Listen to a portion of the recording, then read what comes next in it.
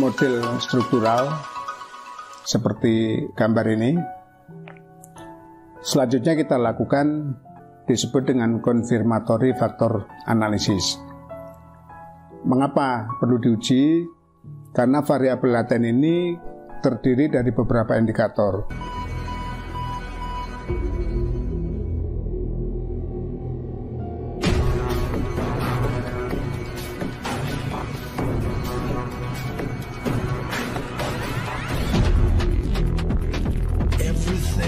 Assalamualaikum warahmatullahi wabarakatuh. Salam sejahtera buat kita sekalian. Jumpa kembali di channel Rumah Kakung. Kali ini saya akan berbagi materi tentang Smart PLS.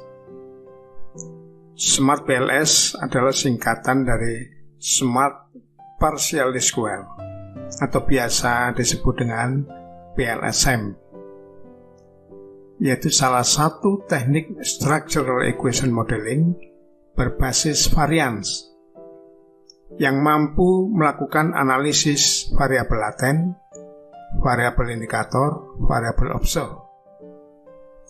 PLS dikembangkan sebagai alternatif apabila teori yang digunakan lemah atau indikator yang tersedia tidak memenuhi model pengukuran reflektif.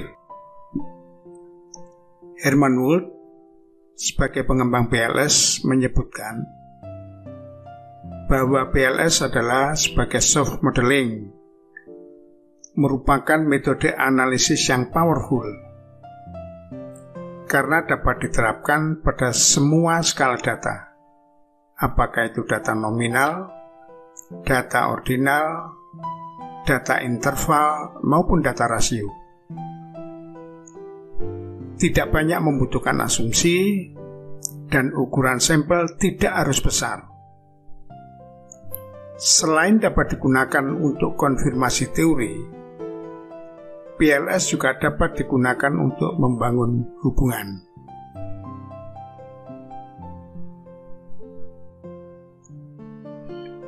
Dibandingkan SEM berbasis covariance seperti Lisrel, Amos, IGS, Kosan, SPath, terdapat dua hal penting dari PLS yang memiliki kemampuan menghindari dua masalah serius.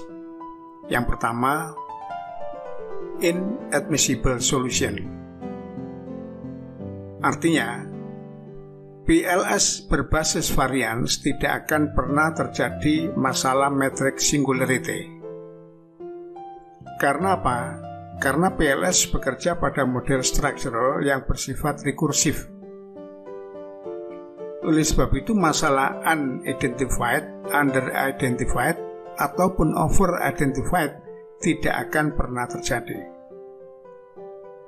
Yang kedua, faktor indeterminasi. Artinya, jika ada indikator yang bersifat formatif, maka tidak memerlukan common factor, sehingga selalu diperoleh variabel laten yang bersifat komposit. Dalam hal semacam ini, variabel laten merupakan kombinasi linear dari indikator-indikatornya.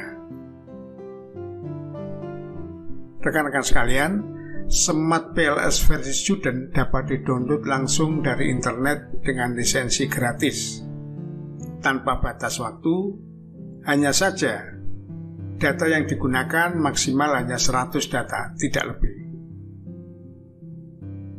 Sedangkan versi profesional diberikan fitur lebih lengkap dan dapat digunakan untuk proses data lebih dari 100, namun dengan waktu trial hanya 1 bulan. Tentu setelah itu harus berbayar. Namun demikian, rekan-rekan semuanya tidak perlu khawatir. Rekan-rekan bisa membeli software ini melalui Shopee hanya dengan biaya kurang lebih sekitar Rp50.000. Rekan-rekan pembelajar, para mahasiswa, teman-teman dosen, video ini akan mengantarkan kita dalam sistematika berikut ini. Yang pertama, sekilas tentang Smart PLS. Yang kedua, penyiapan data. Yang ketiga, membuat model. Yang keempat, melakukan uji indikator atau CFA atau Confirmatory Factor Analysis. Yang kelima, uji model fit dan melakukan uji hipotesis. Selanjutnya saya tambahkan yang keenam, yaitu analisis mediasi atau Oke, baik, mari kita lanjut.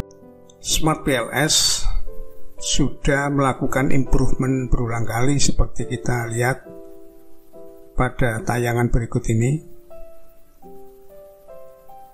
Untuk versi 3 itu sudah diawali sejak 26 Juli 2014, kemudian berkembang terus sampai akhirnya versi 3.3.3 di launch pada 11 Januari 2021. Sebelum versi 3, sebetulnya Smart PLS sudah mulai digunakan pada versi pertama, kemudian berkembang pada versi kedua, dan sekarang sudah versi ketiga. Seperti tampak pada layar ini adalah perkembangan versi ketiga sampai dengan saat ini. Kemudian pertanyaannya, apa saja improvement yang dilakukan? Ini beberapa hal yang saya cuplik, seperti versi 3.2.9, improvement yang dilakukan menyangkut masalah speed software, kecepatan. Yang kedua, menambah output construct level. Yang ketiga, menambah statistik deskriptif. Kemudian yang keempat adalah melakukan ekspor dari outputnya ke Excel. Kemudian pada versi 3.3.0 ini melakukan update pada Java version. Versi 3.3.1 menambah referensi pustaka yang digunakan. Selanjutnya pada versi 3.3.2 menambah referensi pustaka lagi. Dan yang terakhir versi 3.3.3 menambah bahasa Persia sampai dengan selesai. Kemudian menandai indikator non-numerik. Nah, ini beberapa improvement yang dilakukan sampai dengan versi 3.3.3. Beberapa bahasa yang digunakan, ada bahasa Italia, bahasa Portugis, bahasa Perancis, bahasa Cina, Persia, bahasa Urdu, Korea, Malaysia, Polandia, Rumania, Italia, Arabia, Indonesia, Spanyol, dan bahasa Jepang. Jadi sudah banyak dari berbagai negara yang menggunakan software Smart PLS ini. Untuk melakukan analisis menggunakan Smart PLS, data yang dipakai harus dalam tipe teks atau tipe CSV. Tipe teks dapat dibuat dengan menggunakan aplikasi Notepad, sedangkan CSV, delimited dapat dilakukan atau dibuat melalui Excel. Untuk kali ini kita akan gunakan tipe CSV, delimited. Di sini sudah saya siapkan data untuk melakukan analisis data menggunakan Smart PLS. Data ini saya kumpulkan dalam satu file. Diawali dengan sheet pertama dalam model. Supaya kita tidak perlu repot-repot mencari model, maka di sini model saya jadikan satu dengan data masing-masing variabel. Model saya buat sedemikian rupa. Ada lingkungan kerja X1 sebagai variabel independen, kepemimpinan X2 independen, kemudian ada variabel intervening, motivasi Y1, dan variabel independennya Y2. Saya tambahkan di sini variabel moderating. Maksudnya supaya dengan model ini nanti kita bisa mempraktekkan atau menggunakan Smart PLS untuk berbagai variabel yang kita gunakan. Kemudian di sebelahnya model ada sheet 2 ini berisi data X1. Data X1 ini data variabel lingkungan kerja, terdiri dari 4 indikator, X11, X12, X13, dan X14. Setiap indikator itu ada atau diasumsikan ada 3 pertanyaan, dan ini adalah data pertanyaan yang diperoleh dari hasil pengumpulan data. Kemudian ada X12, X13, dan asumsinya ini semua valid dan reliable. Apabila terjadi ada yang tidak valid, tentu data itu nanti tidak kita masukkan sebagai data indikator. Oke. Sekarang kita buat data indikator untuk X11. Data indikator ini adalah merupakan penjumlahan dari data yang diperoleh hasil pengumpulan data. Jadi X11 itu penjumlahan dari A, B, dan C. Saya jumlahkan dengan rumus sama dengan sum. Saya jumlahkan semua ini. Oke, kemudian X12 juga demikian, sama dengan sum. Saya jumlahkan DEF. Selanjutnya X13 sum GHI. X14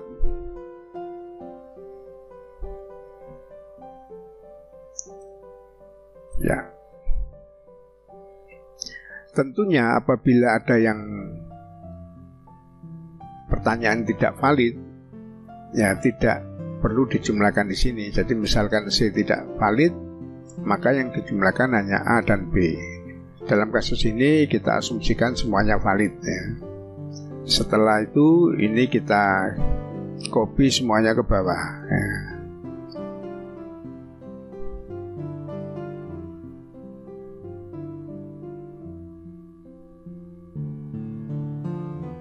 Copy semuanya ya. Indikator dari variabel X1 sudah bisa kita buat di sini. Kemudian X2 sama caranya seperti tadi. Ini adalah data indikatornya, set ini data indikatornya, kemudian Y1 dan Y2 ya. Setelah semua data indikator ini selesai, kita buka sheet baru dengan nama data indikator. Selanjutnya kita copy data indikator dari X1 sampai Y2 ini ya. Kita kembali ke X1. Ini kita copy. Jangan lupa bahwa untuk pengkopian ini notasi indikatornya yaitu X11, X12, X13, X14 ini juga harus ikut kita copy ya. Kita copy, kita ke data indikator dari pojok kanan atas. Kemudian pastenya itu bukan paste biasa, tapi kita gunakan paste link. Jadi di sini anak panah kecil kita klik, kita pilih yang paste link. Ya, seperti ini. Ya, seperti ini. Ya, agar supaya kelihatan rapi, ini kita taruh di, ya kita ratakan di tengah, seperti itu. Oke, berarti data indikator dari X1 sudah bisa kita pindahkan ke sini. Kemudian kita pindah ke X2, sama seperti tadi. Kita copy semuanya, masuk ke data indikator, kemudian kita pilih yang link ya, kita tengahkan. Oke. Selanjutnya kita ke set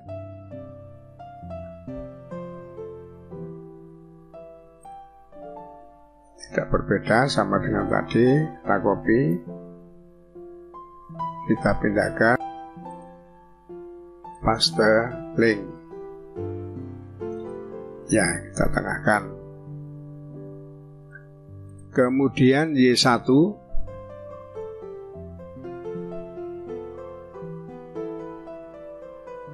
nah kita copy, masuk indikator, paste link, kita tengahkan. Selanjutnya Y2,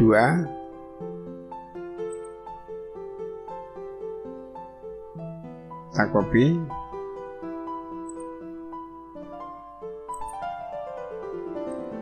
paste link, kita tengahkan.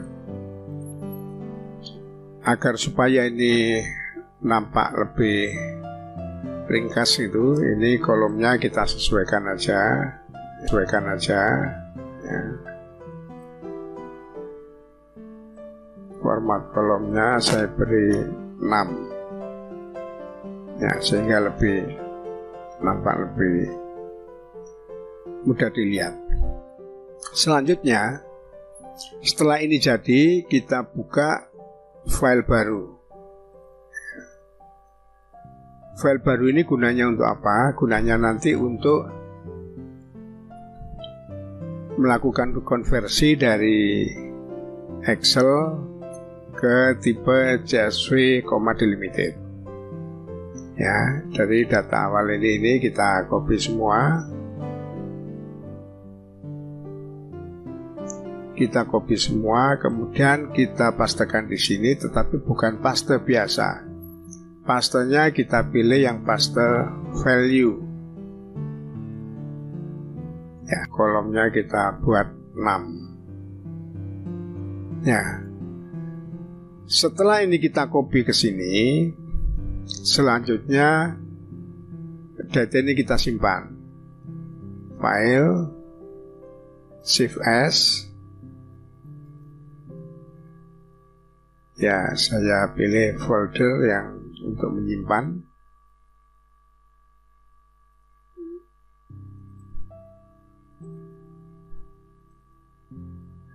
Ya. Saya beri nama data. Sebelum di save, kita pilih dulu ini tipenya. Kita klik ini anak panah ini, kita pilih tipenya ini CSV, delimited. Ya, kita klik, kemudian kita save. Ya, setelah kita simpan, berarti kita sudah punya data dengan tipe atau ekstensi CSV, delimited. Nah, data ini yang nanti akan bisa kita gunakan untuk kita lanjutkan melakukan analisis data dengan Smart PLS. Ya, baik, kita lanjutkan.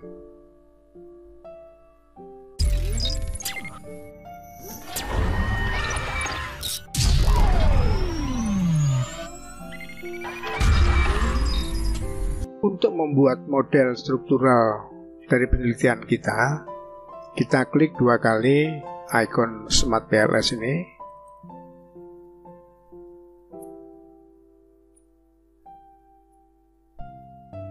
Oke, sudah terbuka, kita besarkan. Selanjutnya kita klik New Project. Kita beri nama latihan. Oke. Maka di sini terlihat muncul folder latihan. Selanjutnya kita double klik ini. Kemudian kita ambil datanya, di mana data sudah kita simpan terlebih dahulu pada folder yang sudah kita siapkan. Jadi sebelumnya Anda sudah harus menyimpan data dalam folder yang folder tertentu sehingga mudah nanti mencarinya. Oke, data sudah ketemu dan data ini adalah data dalam format CSV, delimited. Apabila kita menggunakan data Excel, maka tidak dapat dibaca oleh Smart PLS. Kita open.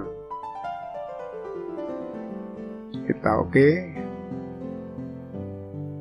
Ya, maka akan muncul seperti ini. Setelah itu kita klik latihan ini. Ya.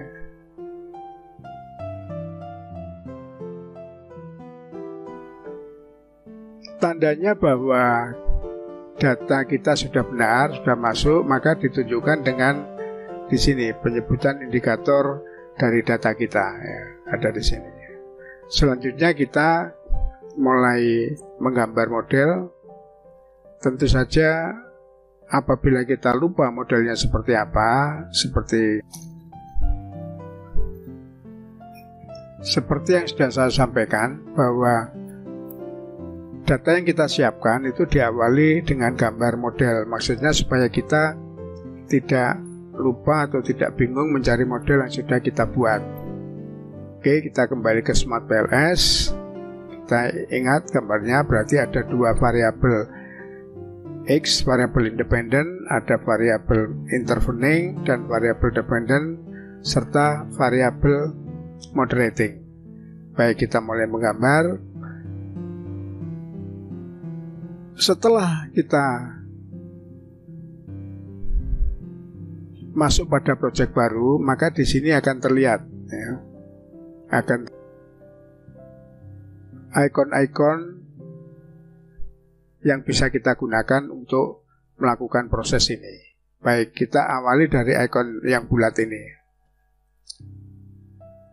Satu variabel X, satu lagi, kemudian ada intervening, ada dependent, dan ada moderating. Ya. Setelah kita tentukan, kemudian kita atur dulu biar bagus. Nah, kita atur sedemikian rupa sehingga gambarnya lebih bagus, ya. Oke, setelah itu dari masing-masing variabel ini kita hubungkan dengan anak panah. Di sini dengan menu connect, ya, atau icon connect, kita klik. Dari sini kita tekan, kemudian kita tarik ke sini, kita lepas. Dan kita tarik sini, kita klik di sini. Sama ini juga demikian, ke sana kita klik. Nah, seperti ini. Nah, variabel moderating yang digambar pada Smart PLS ini lain dengan seperti gambar di sini, ya. Kalau dalam gambar konseptual seperti ini, anak panahnya berada pada anak panah antara variabel X1 dan Y2. Namun di Smart PLS itu tidak demikian. Ini kita tarik ke sini karena sebetulnya variabel moderating ini juga pada hakikatnya adalah variabel independen. Tapi nanti akan kita proses untuk menjadi sebagai variabel moderating. Oke. Setelah ini selesai, kalau ini mau ditata lagi, monggo silakan. Nah, kita tata ini biar lebih bagus. Kemudian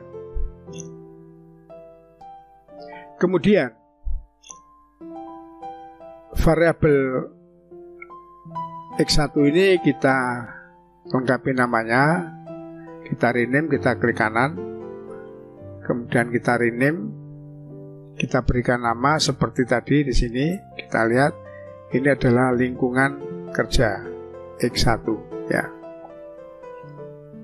Lingkungan, kita ketikkan.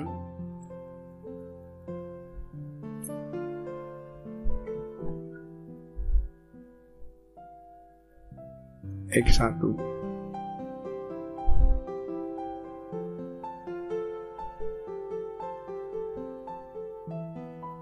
Kita oke.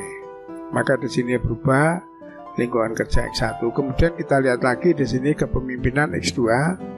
Kita klik kanan, kita rename pemimpinan X2.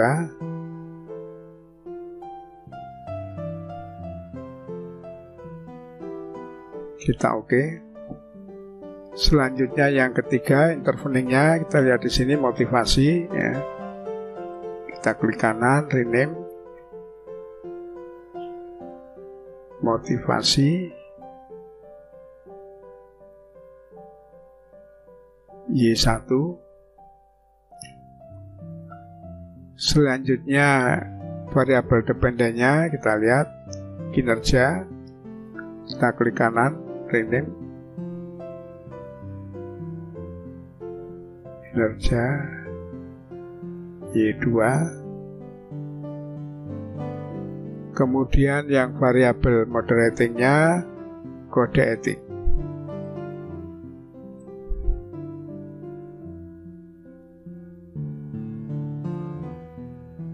Kita berikan notasi set. Ya, setelah jadi seperti ini, selanjutnya indikatornya kita masukkan. Karena warnanya merah, ini berarti model ini belum lengkap. Nanti akan berubah menjadi biru apabila masing-masing variabel ini indikatornya kita masukkan. Oke, kita masukkan yang X11, kita blok X11, kemudian ini kita create atau kita geser masuk ke sini. Ya, maka indikatornya masuk dan ini menjadi biru. Kemudian X21,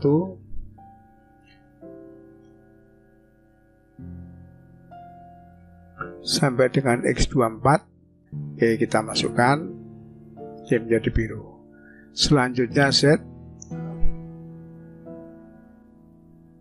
kita masukkan ke sana ya. Oke. Kemudian Y1,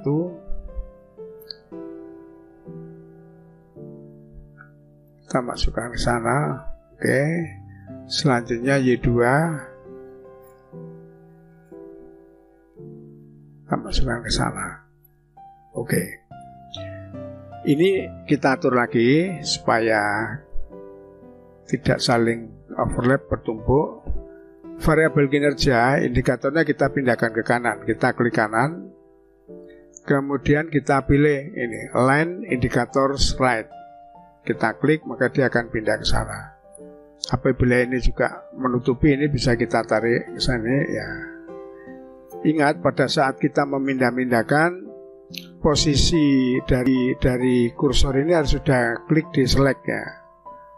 Kalau kita kliknya posisinya di tempat lain, maka tidak akan bisa dilakukan pemindahan itu ya. Jadi posisi di select ini bisa kita pindah-pindah. Oke. Kemudian seperti kita ketahui bahwa gambar ini menunjukkan bahwa lingkungan kerja pengaruhnya terhadap kinerja itu ada variabel moderating kode etik. Jadi ini variabel moderating ini dimaksudkan untuk meneliti, memperkuat atau memperlemah pengaruh lingkungan kerja terhadap kinerja. Oleh sebab itu maka kita harus variabel yang merupakan efek dari kode etik terhadap lingkungan yang berpengaruh pada kinerja. Gimana langkahnya? Kita klik kanan pada variabel Y-nya ini, kita klik kanan. Kemudian kita pilih ini, Add Moderating Effect. Kita klik. Selanjutnya kita lihat di sini apa moderator variabelnya. Kita klik, kita pilih. Moderatornya adalah set, ya, kode etik. Kemudian independent variabelnya itu adalah X1. Ya, X1. Setelah selesai kita pilih, yang lainnya tidak usah dirubah, kita klik saja OK. Nah, maka akan muncul di sini. Ini adalah merupakan variabel yang menjadi efek antara lingkungan kerja dan kode etik yang berpengaruh pada kinerja. Maka ini kita ganti, kita klik kanan, kita rename, kita beri nama X1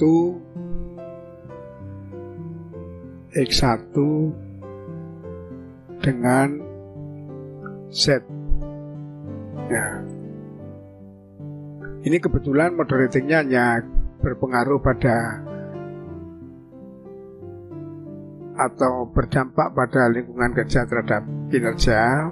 Namun demikian kita juga bisa melakukan moderating yang lain. Mungkin tidak hanya ke sini, tapi ini juga bisa berpengaruh memperkuat atau memperlemah pengaruhnya antara kepemimpinan dan kinerja. Tapi dalam contoh ini hanya satu pengaruhnya ke sini dan memunculkan ini. Ya. Oke. Dengan demikian maka gambar model sudah jadi. Apabila kita ingin mengatur atau menengahkan ini, kita bisa klik ini, memperkecil ya. Kemudian kalau kita ingin menengahkan, kita klik aja Ctrl A, kemudian kita bisa geser-geser ke sini ya. Nah, dengan demikian maka gambar model sebelum pengujian-pengujian berikutnya ini sudah jadi. Selanjutnya ini perlu kita simpan gambar ini untuk menunjukkan bahwa gambar ini memiliki indikator yang masih lengkap. Karena indikator ini nanti akan kita uji. Apabila indikatornya nanti mungkin ada yang tidak valid atau tidak reliable, ya, tentunya nanti akan dikurangi atau dibuang. Oke, gambar ini kita simpan dengan mengklik file, export as image to file. Kemudian kita simpan model sebelum uji indikator atau sebelum uji confirmatory factor analysis. Kita save. Ya, oke, maka gambar ini tersimpan pada folder yang sudah kita pilih. Dengan demikian maka model sudah bisa kita buat. Nanti akan kita lanjutkan untuk melakukan uji indikator atau confirmatory factor analysis.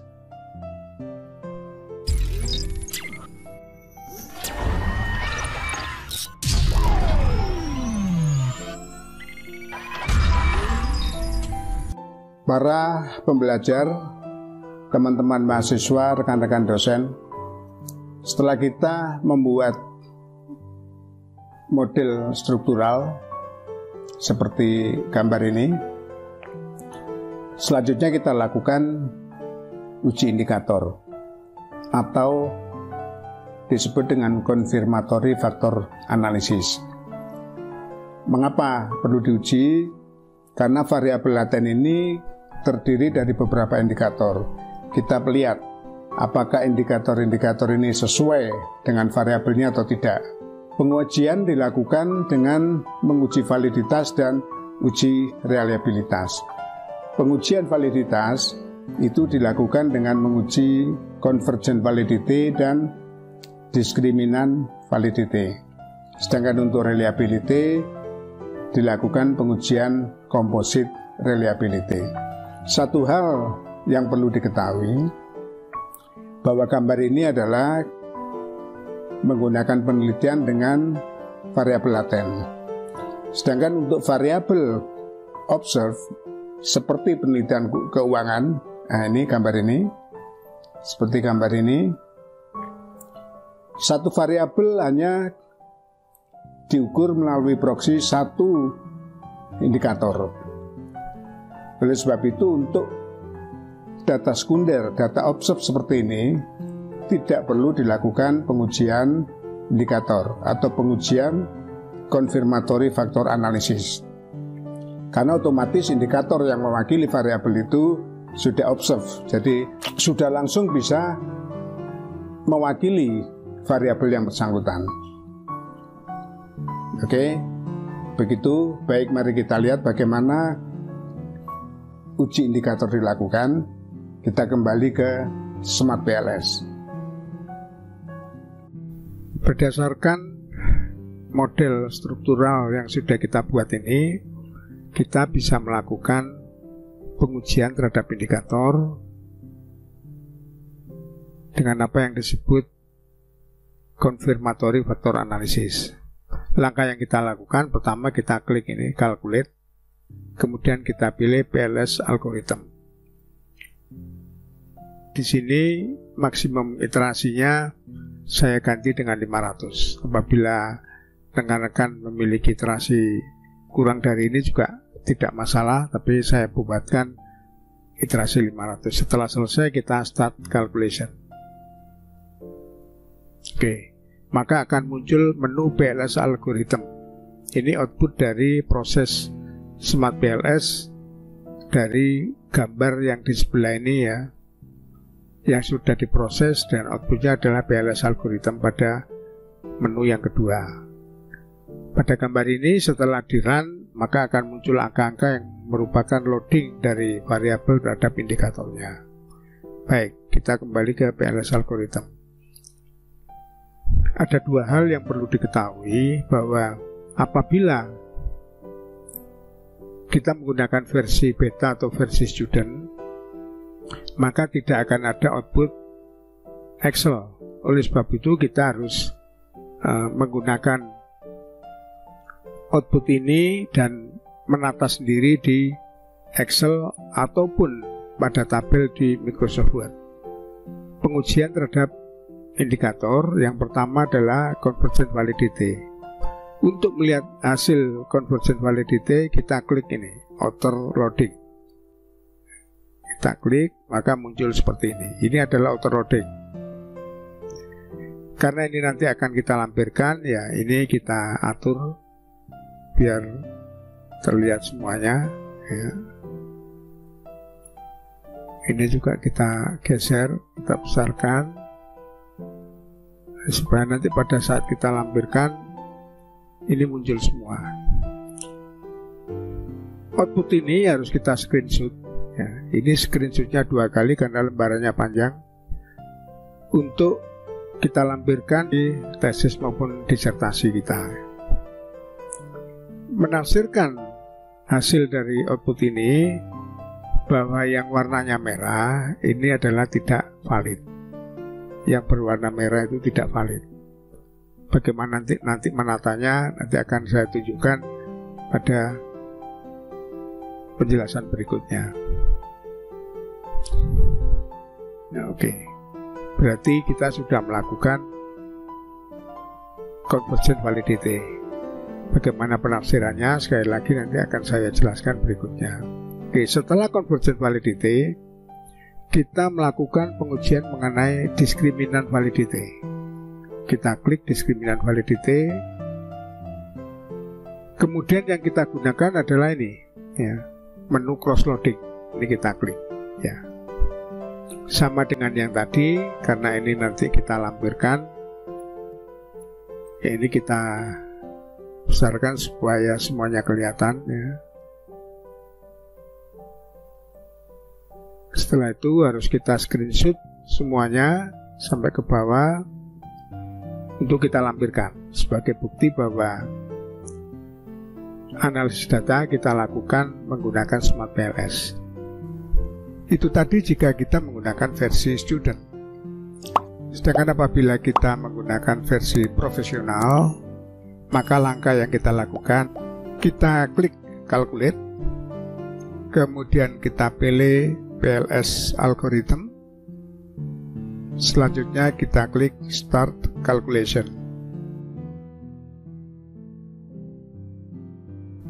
Ya, setelah selesai, kita pilih menu atau icon export to Excel yang ada di sini. Selanjutnya kita pilih Europe example number ini. Kita klik start export.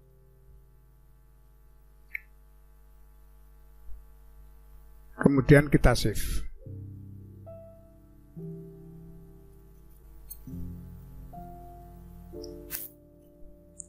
Ya, maka akan muncul file Excel. Yang perlu diketahui di sini ada 3 sheet, ada navigation, kemudian complete dan complete chance. Kita lihat di navigation, pilih loading. Maka kita akan dibawa pada lembar auto loading di bawah ini, ya.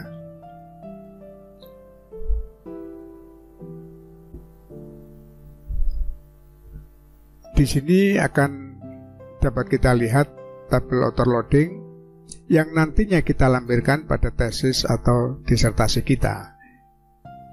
Walaupun sudah format Excel seperti ini, namun masih perlu ditata ulang untuk menjadi bagian dari bab 4. Sehingga seperti format ini, Bill Conversion Validity. Format ini kita tata ulang, dari format output Excel Smart PLS tadi, kita urutkan indikatornya dari X11 dulu, X12, X13, dan seterusnya. Output efek moderasi kita taruh di paling yang bawah. Selanjutnya variabel kita urutkan dari X1, X2, Y1, Y2, Z, dan efek moderat. Maksudnya kita urutkan agar supaya kita mudah membacanya. Dan para pembaca dari penelitian kita juga lebih mudah untuk memahami maksud dari conversion validity ini. Bagaimana cara menafsirkannya? Apabila indikator ini dengan variabelnya berkorelasi sama dengan 0,7 atau di atas 0,7, maka dinyatakan valid. Seperti ini, X11 terhadap X1 itu 0,799, ini valid. X12 korelasinya terhadap X1 0,826, ini juga valid. Jadi X1 ini valid semua. Kemudian X21 korelasinya dengan X2 itu 0,695 di bawah 0,7, ini tidak valid. X22 korelasinya dengan X2 itu 0,777 atau di atas 0,7, ini valid, dan seterusnya seperti itu. Output dari Smart PLS secara otomatis akan memberikan warna merah untuk indikator yang tidak valid.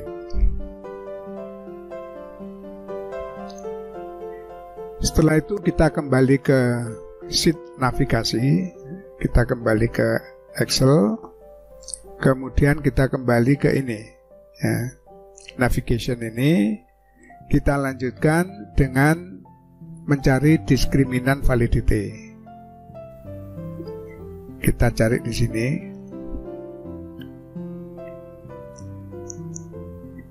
Ini diskriminan validity, klik show. Ketemu di sini diskriminan validity. Yang kita butuhkan adalah cross loading. Sama dengan tabel sebelumnya, tabel ini juga perlu ditata kembali. Maka kita harus menata tabel ini seperti yang nampak di sini, ya. Jadi indikatornya kita urutkan sama yang dengan yang conversion validity. Kemudian variabelnya juga kita urutkan sana. Kemudian kita lihat, ya, korelasi antara indikator dengan variabelnya. Dinyatakan valid apabila korelasi antara indikator dengan variabelnya itu lebih besar dibandingkan dengan korelasi indikator ini dengan variabel yang lain. Jadi seperti X11, korelasinya dengan X1 adalah 0,799. Sedangkan X1 dengan X2 itu korelasinya lebih kecil, 0,152. Dengan motivasi lebih kecil dan seterusnya, paling tinggi ini, maka X11 ini valid. Selanjutnya X12 korelasinya dengan X1 juga paling besar dibandingkan korelasinya X12 dengan variabel X yang lain, variabel X maupun variabel Y. Maka di sini dinyatakan valid. Lain dengan misalkan X21 itu harusnya korelasinya dengan X2 itu harusnya lebih besar dibandingkan korelasinya dengan variabel yang lain. Tetapi ternyata X21 itu korelasinya justru lebih besar dengan Y1. Oleh sebab itu di sini dinyatakan tidak valid. Seperti itu ya. Ini valid semua. Nah, ini juga tidak valid. Y24 harusnya memiliki korelasi yang tinggi dengan Y2. Ya. Y24 dengan Y2 harusnya lebih tinggi, tapi ternyata Y24 berkorelasi lebih besar ke X2. Sehingga ini tidak valid. Jadi seperti itu cara menafsirkan tabel diskriminan validity. Kemudian di bawah ini kita tuliskan sumbernya, output Smart PLS terlampir. Sehingga output yang tadi hasil dari proses Smart PLS dalam bentuk Excel tadi kita lampirkan pada skripsi, tesis maupun disertasi kita. Uji indikator yang telah kita lakukan, maka indikator yang tidak valid seperti nampak pada gambar berikut ini. Ini adalah hasil dari pengujian indikator. Ringkasannya seperti ini. Variabel X1 semua indikatornya valid. Variabel X2 dari pengujian convergent validity maupun diskriminan validity tidak valid.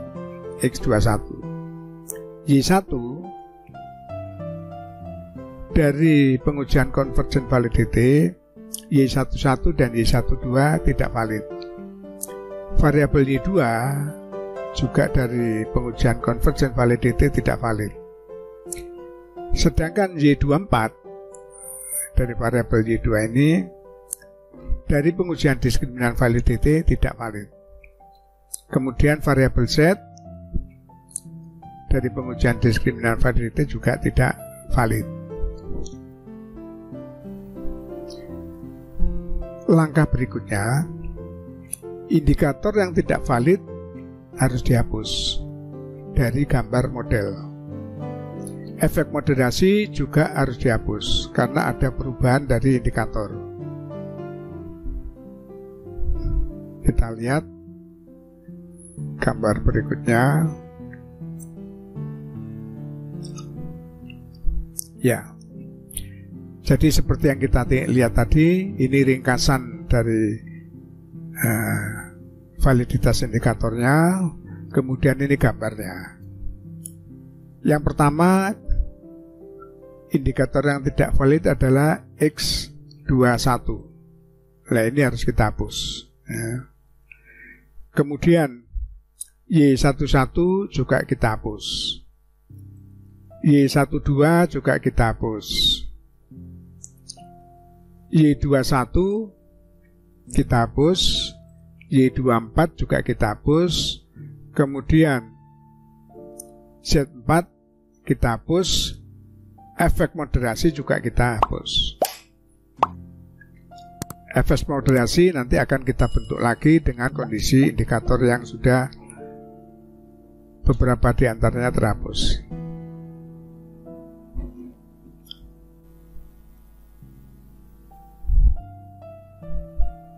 Ya, kita kembali ke Smart PLS. Ini adalah gambar model yang indikatornya sudah kita hapus karena tidak valid.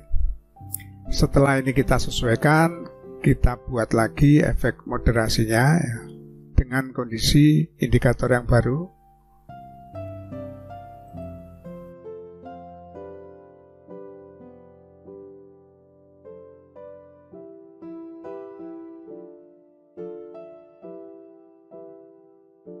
Ini adalah efek moderasi dengan kondisi indikator yang baru. Kita rename dulu. Kita calculate lagi PLS algorithm. Start calculation.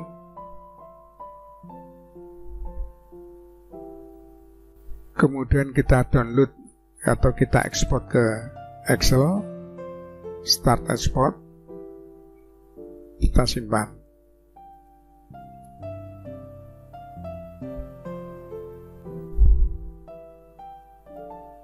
Setelah Excel tersimpan, kita buka, kemudian kita ke navigation, ke navigasi. Selanjutnya kita pilih construct reliability and validity. Kita pilih ya, construct reliability and validity. Kita klik show, maka di sini akan muncul ya. Seperti tadi saya sampaikan, ini kita lampirkan sebagai bukti otentik bahwa output analisis data kita dilakukan menggunakan Smart PLS.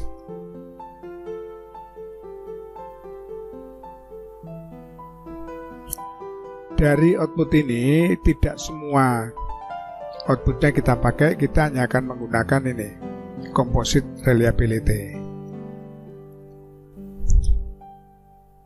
Setelah kita ketemu, maka kita atur, kita tata ulang.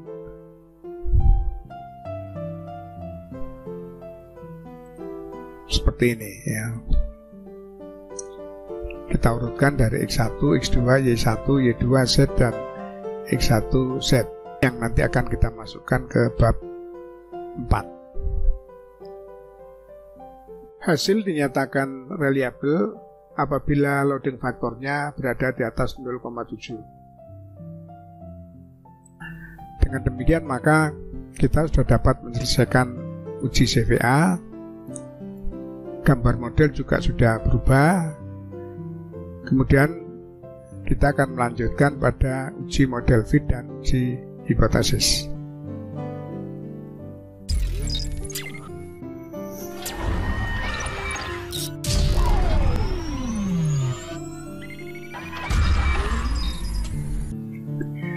Setelah uji CVA kita lakukan, berikutnya kita lakukan uji model fit atau uji GOF. GOF adalah singkatan dari Goodness of Fit, yaitu uji kelayakan model yang digunakan untuk mengukur ketepatan dalam menaksir nilai aktual. Uji model fit pada Smart PLS dilakukan dengan kriteria seperti pada tabel berikut ini. Kriteria yang pertama yaitu SRMR, singkatan dari Standardized Root Mean Square Residual, adalah nilai rata-rata residu covariance. Menurut Hensler et al. Tahun 2014, nilai kurang dari 0,10 merupakan goodness of fit measure untuk PLSM yang baik. Kriteria yang kedua adalah DULS dan DG.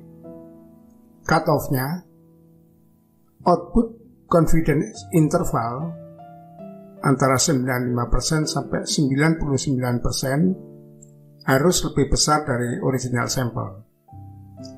DULS ini adalah jarak Euclidean kuadrat dan DG adalah jarak geodesik, mewakili dua cara yang berbeda untuk menghitung ketidaksesuaian. Batas atas interval kepercayaan harus lebih besar dari nilai asli kriteria DULS dan DG untuk menunjukkan bahwa model memiliki kesesuaian yang baik. Kriteria yang ketiga adalah Chi-square. Cut-off-nya Chi-square statistik harus lebih kecil dari Chi-square tabel. Artinya jumlah variabel manifest dalam model independen dalam model matriks kovarian sudah tercukupi. Kriteria keempat,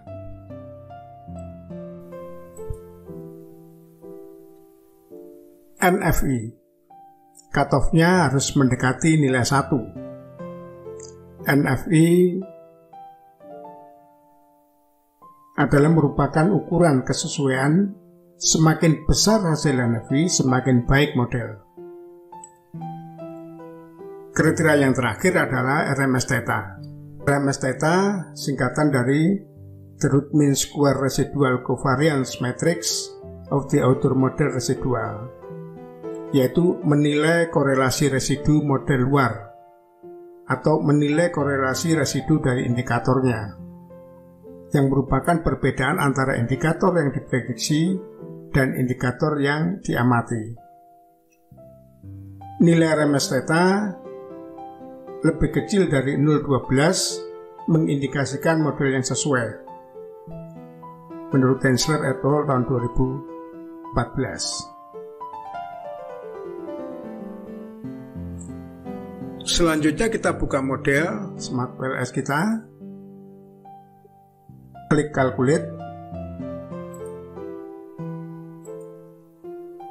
kemudian kita klik PLS algorithm,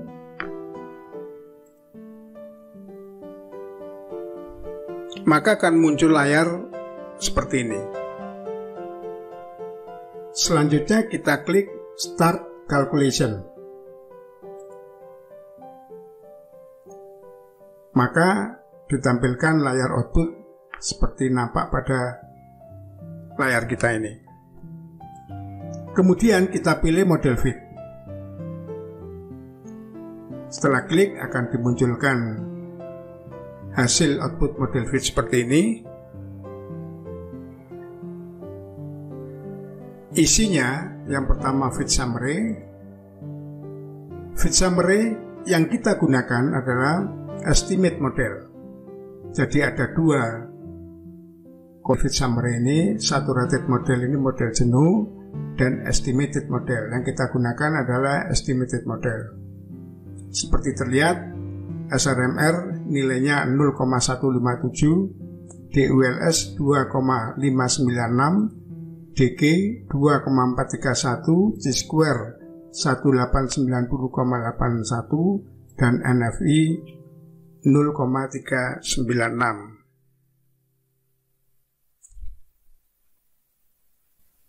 Tabel ini nanti akan kita lampirkan dalam skripsi tesis maupun disertasi kita.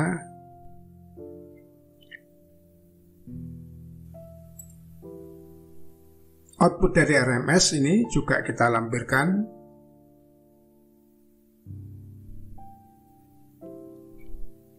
Berikutnya kita akan buatkan satu tabel yang akan kita masukkan di dalam bab 4 skripsi, tesis maupun disertasi kita seperti berikut. Yang pertama, dari kriteria SRMR dengan cut off lebih kecil dari 0,10, ternyata output estimasinya 0,157. Ini tidak bagus. Artinya bahwa residu kovarian indikatornya terlalu besar. Berikutnya DULS dan DG belum bisa kita isi karena nanti kita harus melakukan eksekusi bootstrapping terlebih dahulu. Confidence interval dan original sample bisa kita cari melalui Smart PLS menu calculate pada submenu bootstrapping. Setelah ini nanti akan kita cari. Kemudian Chi-square.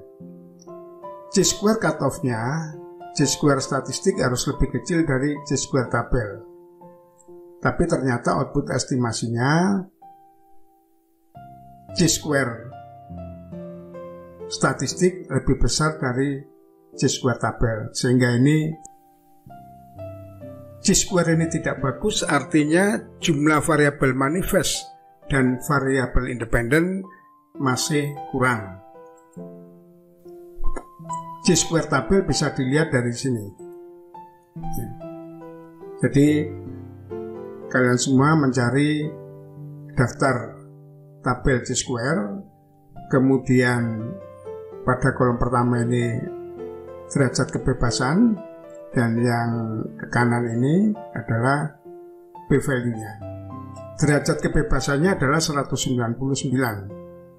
Derajat kebebasan dihitung dari jumlah N atau jumlah responden atau jumlah data kita atau sampel kita min 1. Kemudian p-value-nya 5% atau 0,050 sehingga nilainya sebesar 232,912. Nah, sehingga karena Chi-square statistiknya itu lebih besar dari Chi-square tabel, maka kondisi dari model kita ini tidak bagus. NFI itu cut off-nya mendekati 1, tetapi estimasinya ternyata hanya 0,396, sehingga ini juga tidak bagus. RMS theta harusnya lebih kecil dari 0,12, tetapi estimasinya ternyata justru lebih besar, 0,360, sehingga ini juga tidak bagus. Berikutnya kita akan mencari CI dan OS. Kita buka dulu Smart PLS kita, kemudian pilih Calculate, pilih Bootstrapping,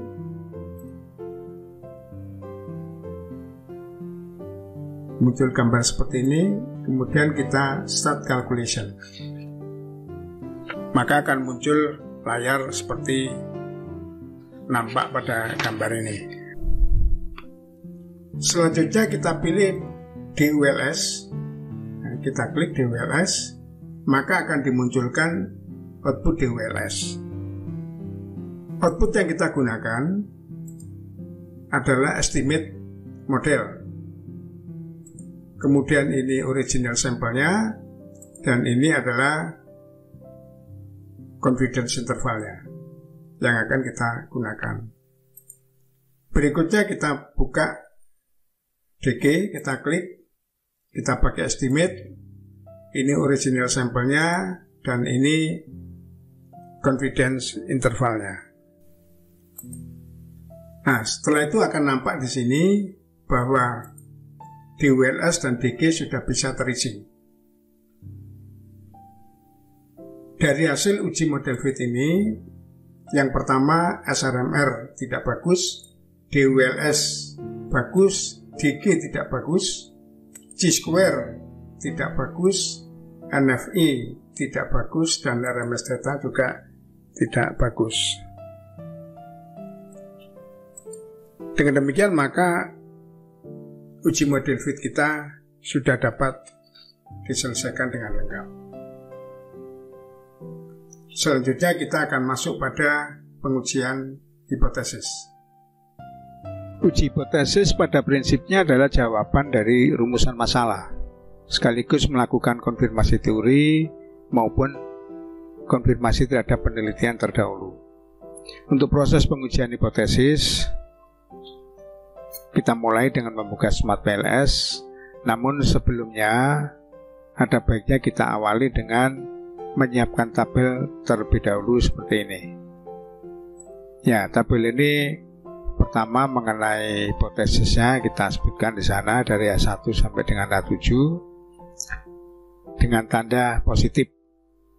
Jadi hipotesis yang kita kembangkan adalah bertanda positif.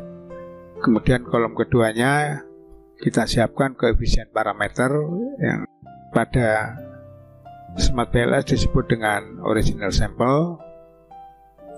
Kemudian kolom yang ketiga adalah t-statistik, kolom yang keempat adalah p-value atau tingkat signifikansi, dan yang terakhir adalah status. Apabila outputnya sudah ketemu, maka statusnya bisa kita tentukan apakah hipotesis ini terbukti, apakah tidak terbukti.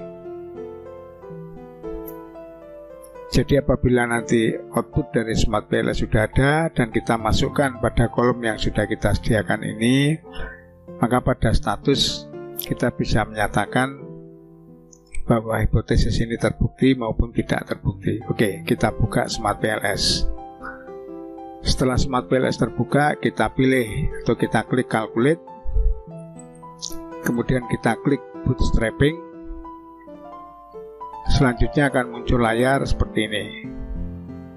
Kemudian kita klik Start Calculation, dimunculkan layar seperti ini.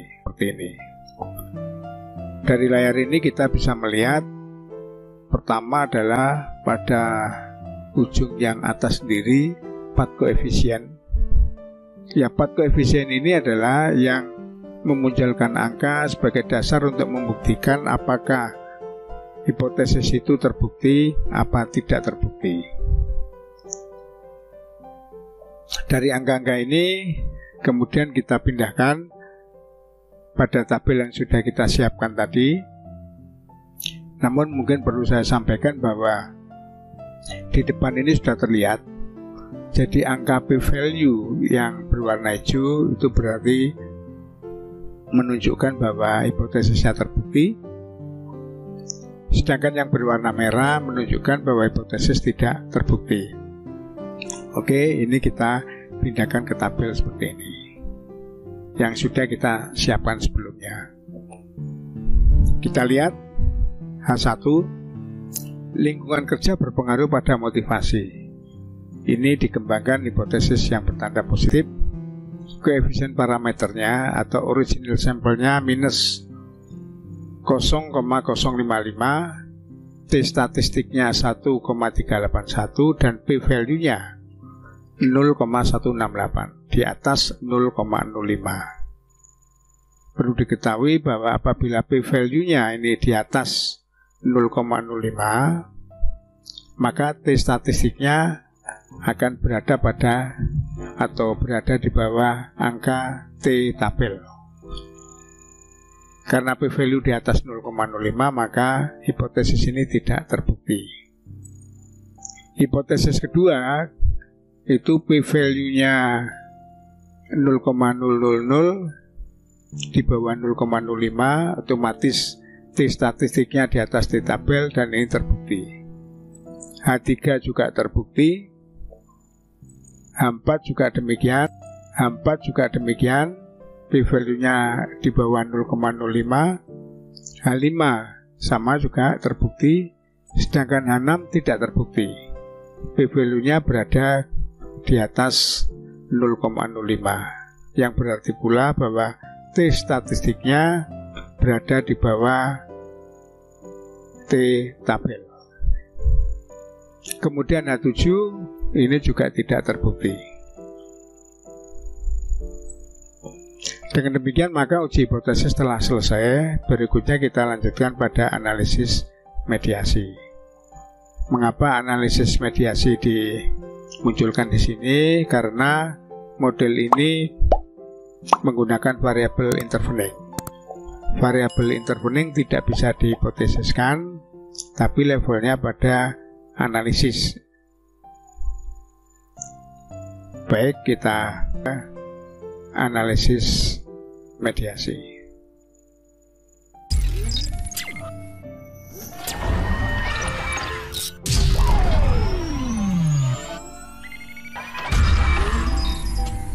Sahabat pembelajar, rekan-rekan dosen, teman-teman mahasiswa, analisis mediasi ini adalah bagian terakhir dari rangkaian tutorial Smart PLS yang kita lakukan. Analisis ini perlu dilakukan karena dalam model yang disimulasikan menggunakan variabel intervening. Oleh sebab itu, diperlukan analisis dan penjelasan bagaimana peran variabel intervening yang kita teliti pada model tersebut. Bagaimana caranya? Mari kita lanjutkan. Untuk membuat analisis terlebih dahulu, saya sarankan dibuat tabel seperti contoh pada layar ini untuk menampung output hasil dari analisis. Pada layar ini juga saya tayangkan gambar model sebagai bahan untuk penjelasan. Pada kolom pertama adalah variabel independen yang digunakan. Pada kolom kedua adalah direct effect dan jalur yang digunakan seperti nampak pada gambar garis warna merah. Kolom ketiga adalah indirect effect seperti digambarkan pada model dengan garis warna merah. Selanjutnya kolom 4 adalah total effect. Ini penjumlahan dari direct effect dan indirect effect. Selanjutnya yang terakhir adalah efek mediasi. Setelah memahami format ini, selanjutnya kita buka Smart PLS. Kita klik calculate, kemudian kita klik lagi bootstrapping, maka dimunculkan layar ini. Kita klik start calculation, maka nampak layar seperti ini. Pada final result dimunculkan 4 koefisien. Ini adalah direct effect, kemudian specific indirect effect, dan total effect. Selanjutnya kita klik Path Calculation. muncul output seperti ini nanti akan kita lampirkan pada skripsi, tesis maupun disertasi kita.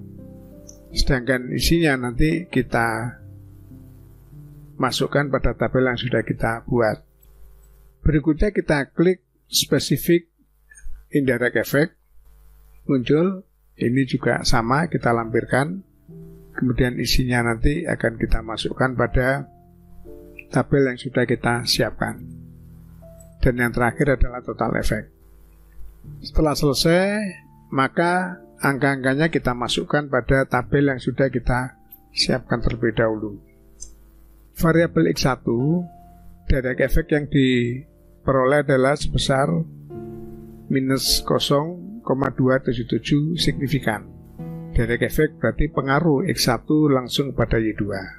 Selanjutnya indirect effect sebesar 0,010 ini tidak signifikan karena p-value-nya 0,280 di atas 0,05. Kemudian total effect sebesar minus 0,267 ini juga masih signifikan. Sehingga efek mediasi sebesar 0,010 ini pengaruh yang kecil. Sementara itu X2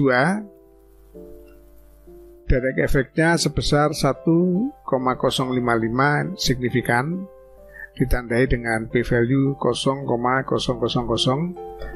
Kemudian indirect effect-nya minus 0,161, pengaruh minus atau pengaruh negatif yang signifikan, sehingga total efeknya 0,895 masih signifikan. Namun efek mediasinya minus sebesar 0,161. Sebagai catatan, pada kasus pertama jika kita temui hasil original sample atau US atau koefisien parameter dari TE lebih besar dari USDE, baik TE maupun DE signifikan, maka variabel mediasi atau intervening berperan sebagai variabel yang meningkatkan kekuatan pengaruh variabel independen terhadap variabel dependen. Kasus yang kedua, jika US dari total effect ini sama dengan US dari direct effect, sementara TE dan DE signifikan maupun tidak, maka variabel mediasi tidak berperan. Kasus ketiga, apabila US dari TE lebih kecil daripada US dari DE, sementara itu TE dan DE p-value-nya signifikan maupun tidak, maka variabel mediasi berperan negatif sebagai variabel yang menurunkan kekuatan pengaruh variabel independen terhadap variabel dependen. Seperti itu cara kita melakukan analisis mediasi menggunakan Smart PLS. Dengan demikian maka rangkaian tutorial Smart PLS sudah selesai. Terima kasih.